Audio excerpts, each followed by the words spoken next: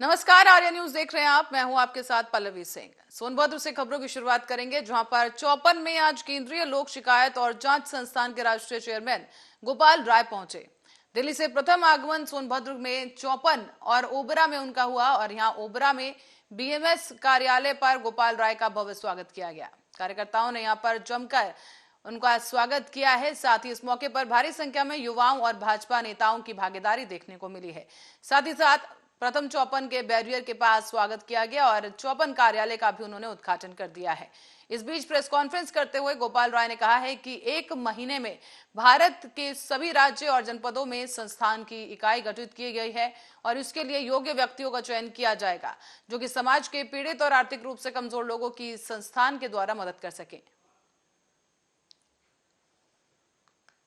भद्रवासियों के साथ इंसाफ नहीं हो रहा है जो होना चाहिए, और ऐसी स्थिति में अपनी ताकत को मजबूत करके ये अपनी आवाज को बुलंद करना चाहिए। हमारे जैसे लोगों को अवगत कराएं। जो बड़ी बड़ी फैक्ट्रियां हैं, जो भी हैं, मैं निश्चित रूप से उसको लड़ करके उनको मैं उनका सम्मान दिलाऊंगा और यहाँ काम करेंगे। अगर नहीं होगी तो हम लोग सड़कों पर भी उतरने के लिए बाध्य होंगे। और हमारे भारत में तमाम संविधान बना हुआ है, उस संविधान के तहत अभी करेंगे। सोनभद्र एक ऐसा जिला है जो उत्तर प्रदेश का टॉप जिला मेरी नजर में है, क्योंकि यहाँ से जो हमारी आय होती है ऐसा नहीं है।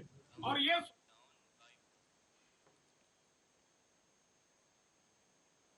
और कल से शुरू हो रही उत्तर प्रदेश बोर्ड परीक्षा को लेकर प्रशासन ने कमर कस ली है। 118 परीक्षा केंद्र बनाए गए, जहां पर 82,599 परीक्षार्थी परीक्षा देंगे। अब 8 जोन में और 15 सेक्टर में इसे विभाजित किया गया है। 33 सेक्टर मजिस्ट्रेट के तहत वहां पर रहेंगे वहां पर, और प्रत्येक केंद्र पर एक स्टैटिक मजिस्ट्रेट होगा। यहां पर उत्तर प्रदेश बोर्ड की जो परीक्षाएं शुरू होने वाली है, उसे लेकर प्रदेश सरकार के निर्देश पर जिला प्रशासन ने मुकम्मल तैयारियां भी कर ली हैं। जिले में कुल 118 परीक्षा केंद्र बनाए गए, जिसमें 7 राजकीय विद्यालय, 46 अशासकीय और 65 वित्त विहीन विद्यालय शामिल हैं। परीक्षा केंद्रों में शामिल 13 वित्त विहीन विद्यालयों को विशेष निगरानी वाली सूची में रखा गया है। पूरे जिले में शामिल परीक्षा केंद्रों को 8 जोन में और 15 सेक्टर में बांटते हुए जोनल और सेक्टर मजिस्ट्रेट को वहां पर तैनात किया गया है। सभी केंद्रों पर एक स्टैटिक मजिस्ट्रेट की अलग से नियुक्ति भी की जाएगी। यहां पर आपको बता दें कि जिलाधिकारी ने यह जानकारी दी है कि सरकार की मंशा के अनुसार नकल विहीन परीक्षा कराई जाएगी और किसी भी जगह अगर नकल करते हुए कोई पकड़ा जाएगा तो उस पर एनएसए की कार्रवाई की जाएगी। कल से हमारी बोर्ड परीक्षा का शुभारंभ हो रहा है। उसमें हमारे जनपद में 118 सेंटर हैं। इस सभी के लिए हमारे कई जोन्स और सेक्टर में मजिस्ट्रेट्स बना दिए गए हैं। साथ ही में स्टार्टिंग मजिस्ट्रेट्स भी उपलब्ध रहेंगे। सभी केंद्रों पर तैयारियां पूरी तरह से पूर्ण है। हमारे मजिस्ट्रेट्स लगातार सभी सेंटर्स को चेक कर रहे हैं। कल हमारा हिंदी का परीक्षा है। कई सारी परीक्षाओं में कोशिश करूंगी कि मैं और कप्तान साहब भी हम लोग जाकर के जो है केंद्रों को देखें और परीक्षाओं को देखें। सभी को मैं आश्वासन देना चाहती हूँ, निश्चिंत करना चाहती हूँ कि बोर्ड परीक्षा में किसी प्रकार हमारे यहाँ 863 छात्राओं की और कुछ छात्रों की परीक्षा है। 16 रूम चल रहे हैं। सारी व्यवस्था पूर्ण हो चुकी है। कक्ष निरीक्षक 2-4 घटे हैं, आज तक आ जाएंगे वो भी। सीसीटीवी कैमरा और सारी चीज़ें तैयार हैं। सरकार का कहना है कि अगर नकल होता है तो एनएसए तक लगाने की बात सरकार कर रही है, तो ऐसे में आप लोगों को कैसा लग रहा है कि हम लोगों के लिए ठीक है, हम गलत है ही नहीं है, लगाए वो जो गलत हो उस पर लगाएं। और खबर अब मैनपुरी से है, जहां अंतर जनपदीय साइबर ठगों को पुलिस ने 11 अभियुक्तों को गिरफ्तार किया है। इनके कब्जे से करीब 14,70,000 रुपए और 2 4 पहिया वाहन, 21 फोन, 24 बैंक खातों की किट और 21 एटीएम, 1 कलर प्रिंटर, 2 लैपटॉप, तमंचा और भारी मात्रा में कारतूस बरामद किए हैं।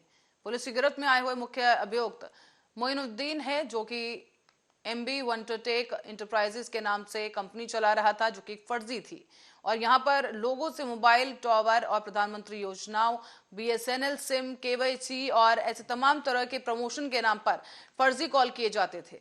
19 लाख रुपए टावर के नाम पर फर्जीवाड़ा करते हुए यहां पर ऐंठे गए हैं, जिसकी शिकायत की गई थी और उसी पर कार्रवाई की गई। अब खुलासा करने वाली टीम को पुलिस अधीक्षक की ओर से 20,000 रुपए का इनाम, कुरावली पुलिस साइबर सेल की संयुक्त रूप से कार्रवाई देखने को मिली है और जिस टीम ने ये भांडाफोड़ किया है उसे 20,000 रुपए का इनाम दिया जाएगा। जनवरी 2023 को अभी किरावली के रहने वाले हैं उदय पाल सिंह। इन्होंने एक ठगी के संबंध में कि उससे मोबाइल टावर लगवाने के नाम पे 19 लाख रुपए कुछ लोगों ने 4 खातों में ट्रांसफ़र करा लिए हैं। इस पर इनकी एप्लीकेशन पर साइबर सेल को जांच के लिए दिया गया, तो जो इन्होंने तकनीकी जांच वगैरह की उससे पाया कि एक बहुत बड़ा गैंग है जो इनके साथ इस तरह का फ्रॉड किया है। तो उसके बाद फिर ये हमारी टीम सक्रिय हुई और वहाँ पर कोई कुरावली में और एनटीपीसी सिंगरौली परियोजना के आवासीय परिसर में स्थित अवैध तरीके से पेट्रोल पंप पर पेट्रोल की जगह पानी निकलने से लोग आक्रोशित हो गए हैं। आक्रोशित लोगों का हंगामा देखते हुए दिखा है, जहां पर धीरे धीरे यह हंगामा बढ़ता चला गया। सूचना पर पहुंची पुलिस ने इन तमाम लोगों को समझाकर शांत कराया है। दरअसल आपको बताते चलें कि यहां पर अवैध पेट्रोल पंप पर लोग पेट्रोल लेने पहुंचे, लेकिन पेट्रोल लेने के बाद वो अपने गंतव्यों की तरफ जब रवाना हुए तो कुछ दूर जाने के बाद से ही उनकी जो गाड़ियां हैं वो बंद होना शुरू हो गई। ग्राहक अचंभे में आ गए और ग्राहक किसी तरीके से गाड़ी पैदल खींचकर मोटर मैकेनिक के पास लेके गए और तब जाकर मैकेनिक ने चेक करके बताया कि गाड़ी की टंकी में पेट्रोल की जगह पानी है, जिससे इंजन में पानी जाने से इंजन सीज हो गया है। वहीं आक्रोशित हुए लोग पेट्रोल पंप पहुंचे और वहां पर जमकर हंगामा करना शुरू कर दिया। मौके से पुलिस पेट्रोल पंप पर पहुंची और आक्रोशित लोगों को समझाते हुए पेट्रोल कर्मियों से पानी निकालकर दोबारा पेट्रोल डलवाया गया है।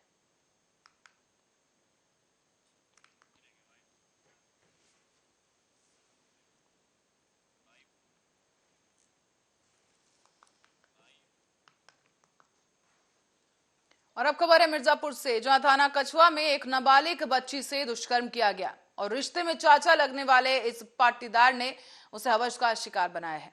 दुष्कर्म की शिकायत पर पहुंची पीड़ित पुलिस के पास और इसके बाद पीड़िता के पिता से तहरीर जो ली गई है, मुकदमा दर्ज कर लिया गया है और पीड़ितों का यह आरोप है कि उसी के लड़की के चाचा ने उसके साथ इस दुष्कर्म की घटना को अंजाम दिया। फिलहाल लड़की को मेडिकल परीक्षण के लिए भेज दिया गया है और आरोपित को गिरफ्तार कर लिया गया है। दरअसल ये विस्तार से पूरा मामला आपको बताते चलें कि मंदिर परिसर में यह नाबालिग पहुंची थी, जहां उसका पट्टीदार चाचा पहले ही मौजूद था। उसने नाबालिग को अकेला पाकर हवस का शिकार बनाया, उसके साथ दुष्कर्म किया और नाबालिग जब घर पहुंची तो उसने अपनी आपबीती सुनाई। इसके बाद परिजनों ने इसकी सूचना पुलिस को दी और पुलिस ने कार्रवाई करते हुए इस आरोपी चाचा को हिरासत में ले लिया है। नाबालिग को मेडिकल के लिए अस्पताल में भेज दिया गया और अपर पुलिस अधीक्षक का यह कहना है कि घटना का मुकदमा दर्ज कर आवश्यक कार्रवाई की जा रही है।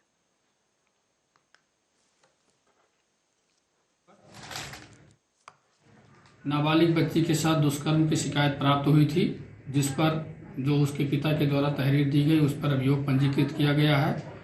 अभियुक्त को गिरफ्तार किया गया है। बच्ची को मेडिकल के लिए भेजा गया है। अग्रिम वैधानिक कार्रवाई की जा रही है। और बीजेपी विधायक करण सिंह वर्मा की विकास यात्रा में भीड़ जुटाने के लिए स्कूली बच्चों का इस्तेमाल किया गया है। मीडिया कर्मियों को देखकर शिक्षकों ने बच्चों को वापस लौटा दिया। दरअसल विधायक के स्वागत के लिए बच्चियां धूप में फूल बरसाने के लिए खड़ी रहीं। और दरअसल विधानसभा चुनाव 2000 की जो आगे विधानसभा चुनाव होने हैं उनकी तैयारियों को लेकर बीजेपी और कांग्रेस लगातार अपनी पार्टी की उपलब्धियां गिनाने के लिए जनता के बीच जा रही है, अपनी सरकार की उपलब्धियां गिनाने में लगी हुई है। और ऐसे में कांग्रेस अपने 15 महीने के कार्यकाल की उपलब्धियां गिना रही है, तो वहीं भाजपा सरकार गांव-गांव जाकर यात्रा निकाल रही है, जिसे विकास यात्रा का नाम दिया गया है। और इस विकास यात्रा के माध्यम से बीजेपी विधायक रैली के रूप में गांव में पहुंचकर बीजेपी सरकार के द्वारा किए गए विकास कार्यों को बता रहे हैं। यहाँ विकास कार्य जो विकास यात्रा है वो इछावर विधानसभा के ग्राम पंचायत दिवड़िया पहुंची और इस दौरान शासकीय माध्यमिक शाला में एक सभा का आयोजन किया गया, जिसमें भीड़ जुटाने के लिए स्कूल के छात्र और छात्राओं को कई घंटों तक बिठाकर रखा गया। लेकिन जैसे ही बीजेपी नेता और शिक्षकों की नजर मीडिया कर्मियों को पड़ी तो विधायक के आने से पहले ही सभी बच्चों को कार्यक्रम स्थल से वापस लौटा दिया गया है। लेकिन सवाल अब ये खड़े होते हैं कि स्कूल के शिक्षकों पर ये सवाल खड़ा होता है कि क्या विधायक जी स्कूल के बच्चों को राजनीति का पाठ पढ़ाने आ रहे थे, जो इन शिक्षकों ने इन छोटे बच्चों को और बच्चियों को घंटों तक धूप में बिठाए रखा।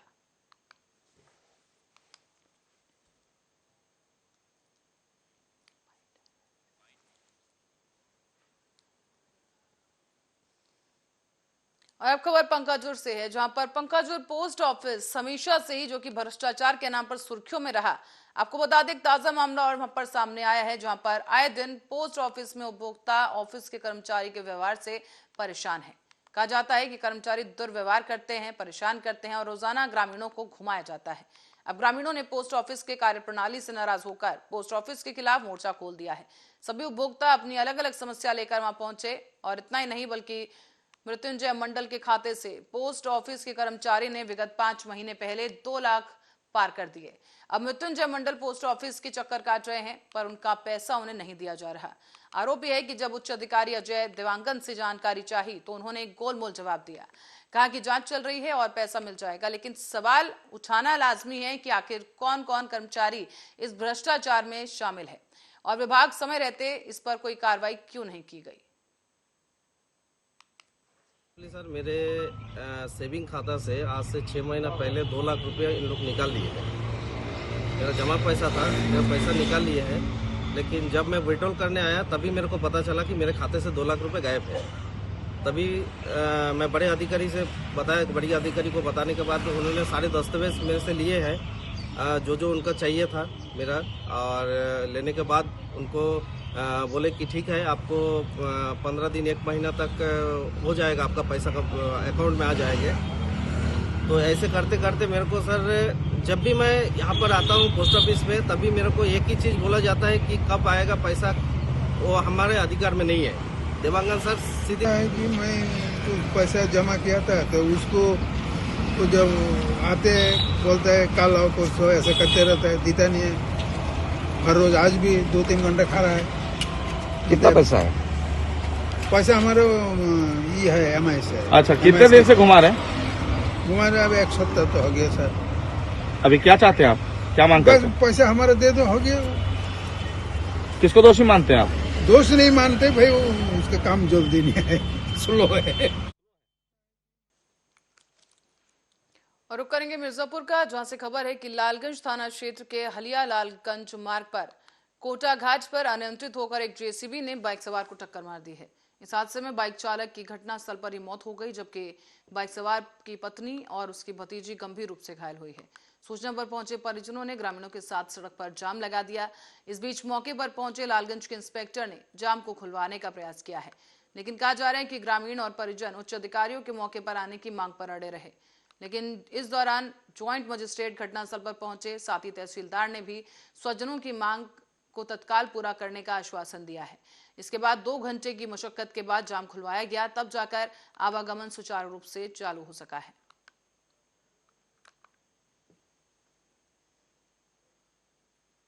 सबसे पहले ये घटना करीबन 10 बजे के आसपास हुई है, जिसमें JCB से भिड़कर मोटरसाइकिल पर सवार जो व्यक्ति थे उनकी तो डेथ हो गई है, साथ में उनके जो पत्नी थी और जो बच्ची थी वो गंभीर रूप से घायल हो गई। तो सबसे प्राथमिकता पे हमने जिला अस्पताल में उनका इलाज चालू करवा दिया है और अब वो स्टेबल हैं। थोड़े चोटें आई थी, बच्ची डिहाइड्रेटेड थी, तो उन दोनों का इलाज चालू है और स्टेबल है। CMO से भी बात हो गई थी हमारी और इसको JCB को अब थाने ले जाया जा रहा है एविडेंस के तौर पे और मुकदमा लिखवाया जाएगा। गंभीर से गंभीर जो धाराएं हैं वो लगाई जाएंगी और साथ में इधर जो इनके परिवारजन हैं उनको भी दिलासा दिया गया है कि जितना मुआवजा।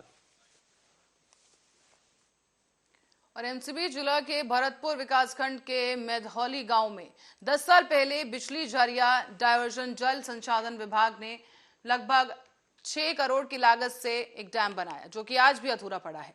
किसानों के द्वारा लगाई जा रही है अब सरकार से गुहार की आखिर कैसे बिन पानी के किसानी की जाए। आपको बता दें कि जल संसाधन विभाग कोरिया के द्वारा खेती किसान करने वाले लोग जो खेती करने वाले किसान हैं, उनके लिए करोड़ों रुपए खर्च करके नहर निर्माण करवाया गया, लेकिन इसके बावजूद भी अभी तक उस नहर में पानी की एक बूंद भी गांव के खेतों में पहुंची नहीं है। किसानों ने यहां पर आरोप लगा दिया है, ग्रामीणों का यही आरोप है कि पानी अब तक नहीं पहुंच पाया है। आज भी बनाई गई जो नहर है उसकी हालत देखकर समझा जा सकता है कि पूरी तरीके से जर्जर हाल में है, जिसे अब उसकी मरम्मत की एक बार फिर से जरूरत पड़ सकती है, जिस पर दोबारा लाखों रुपए खर्च किए जाएंगे, लेकिन प्रशासन की आंख में अभी भी पट्टी बंधी हुई है। ढोला पुल बड़े बड़े बना के रखे हुए हैं, नहर का आज तक खुदाई नहीं हुआ, पैसा निकल गया, क्या हुआ कैसे हुआ, पूरा भ्रष्टाचार का एकदम उसमें कहानी बना दिए और आज तक किसी प्रकार से सुनवाई नहीं हो रही है। किसान परेशान हैं वहाँ की जनता परेशान है, लेकिन कोई सुनने वाला नहीं। नहर की बात कर रहे हैं, इसकी जानकारी अभी पूरी नहीं हुई है। फिर भी हम इस बारे में हमारे उप अभियंता और एसडीओ से हमने पूछा था, तो ये हमारी विभाग का नहीं है, ऐसा हमें जानकारी दे रहे हैं। मैं इसको संज्ञान में मुझे अभी आया है, इसकी मैं पूरी पड़ताल करूँगा, उसके बाद मैं आपको बता पाऊँगा। और आगरा की इत्मादौला पुलिस ने तस्करी कर लाए गए करीब 185 किलो गांजे को जब्त कर लिया है। इसके साथ ही 4 गांजा तस्करों को भी गिरफ्तार किया गया। इनके पास से एक होंडा सिटी को भी जब्त किया गया है। इनके 2 साथी अभी भी फरार बताए जा रहे हैं और पुलिस का कहना है कि गांजा तस्करों को जेल भेज दिया गया है। अब पुलिस उपायुक्त विकास कुमार का कहना है कि इत्मादौला पुलिस को ये जानकारी मिली थी कि उड़ीसा से बड़ी मात्रा में गांजे की एक खेप आ रही है। पुलिस को लाल रंग की एक होंडा सिटी कार की डिग्गी में ये गांजा भरा मिला है और बताया जा रहा है कि 1 कुंतल 85 किलो ये गांजा था जिसे पकड़ा गया है। अनुमानित कीमत करीब इसकी 12 लाख रुपए आंकी जा रही है और गांजा तस्करों ने पुलिस को बताया है कि ये उड़ीसा से सड़क मार्ग के द्वारा गांजा लेकर आते थे और फिर इस गांजे को टुकड़ों में अलग अलग जगह पर खपा देते थे।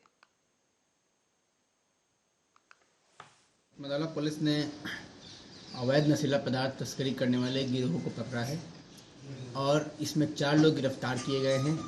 उनके पास से 1 क्विंटल 85 किलोग्राम गांजा बरामद हुआ है और उनके पास से 4 मोबाइल, 1 कार और 1182 रुपये बरामद हुए हैं। जो गांजा बरामद हुआ है उसका बाजार का मूल्य लगभग 12 लाख रुपए अनुमान किया जा रहा है।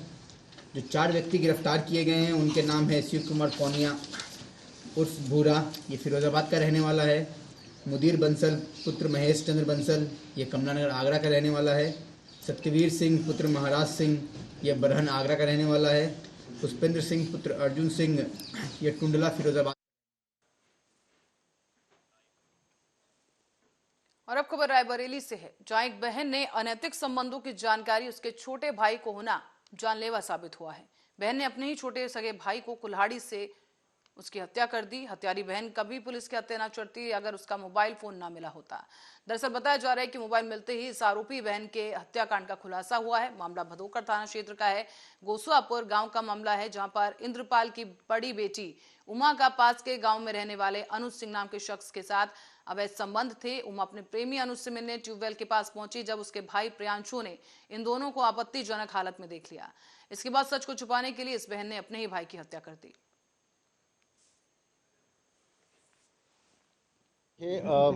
थाना भदोकर क्षेत्र में 13 तारीख की प्रातः 5 बजे पुलिस कंट्रोल रूम के मार्फत पुलिस को ये सूचना मिली थी कि गांव के एक 12 वर्षीय प्रांशु नाम के बच्चे की बड़े ही नृशंस तरीके से हत्या कर दी गई है।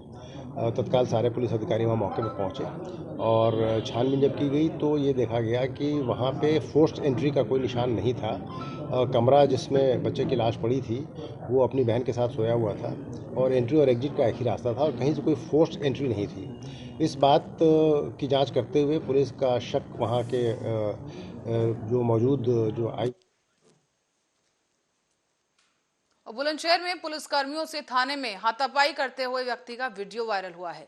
एसएसआई सत्येंद्र कुमार का कहना है कि थाने में बीजेपी नेता ने चांटा मारा है और मजदूर को पीटने के आरोप में हिरासत में लिया गया था और मारपीट करता हुआ ये पार्टी भी दिख रहा है। संचालक आपको बता दें बीजेपी नेता राजकुमार सैनी है। पुलिस ने पीड़ित युवक को मेडिकल के लिए भेज दिया और कार्रवाई की जा रही है। खुर्जा नगर कोतवाली की ये हाथापाई वाली वीडियो बताई जा रही है।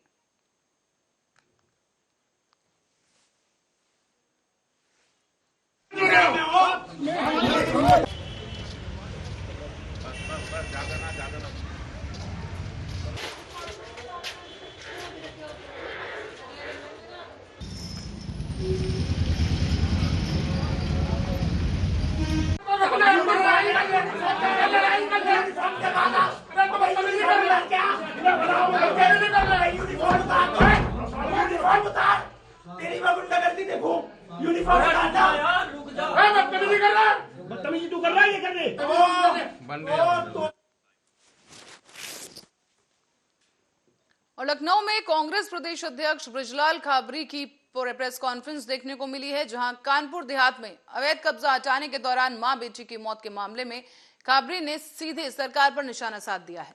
कानपुर में जो घटना हुई वो शर्मनाक है। उनका कहना है कि हम जब घटनास्थल पर जा रहे थे तो रास्ते में हमें रोककर बंधक बनाया गया।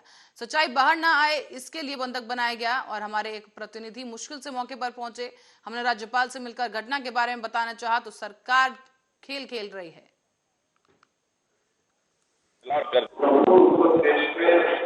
कुछ पीड़ित परिवार के साथ बीजेपी के कार्यकर्ताओं के कुछ कहराव से कुछ नहीं करता।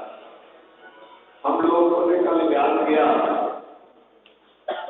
कि हमारे प्रतिनिधि के नेतृत्व में हम लोग वहां पर पहुंच पाए जहां पर हमारे